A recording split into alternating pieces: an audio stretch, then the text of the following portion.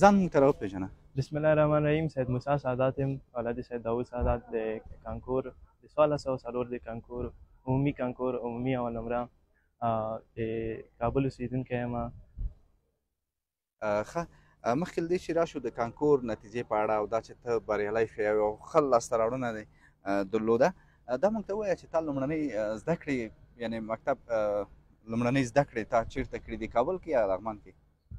ما کابل کې ټولې زده کړې کړي، مکتب مې هم کابل کې ویلی یم، مکتب نه فارغ کابل کې یم او زده کړې مې په کورس د پامیر نوین ښوونیز مرکز کې تقریبا 18 میاشتې زموږ د امادګي دوره وه او د هغه نه مخکې ما اساسات په همغه ښوونیز مرکز کې ویلي وو.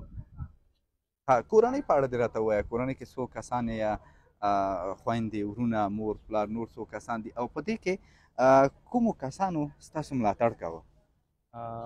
الحمدلله زموږ کورنۍ خو علمي کورنۍ ده. زما پلارجان هم ډاکټر ده او زما ورور هم ډاکټر ده او سپورټ او حمایت خو د ټولو د غړو څخه د کورنۍ د پلارجان طرف نه او د مورجان طرف نه او د ورونو طرف نه مې او همغه و چې دې ځای ته ورسولم، د همغې حمایتونه او د همغې سپورټونه او د همغې دعاګانې وې.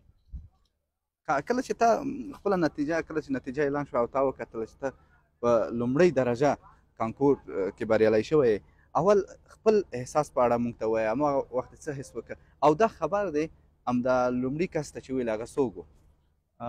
احساس خو هیجان او خوشحالي وه، د خوشحالۍ اوښکې وې.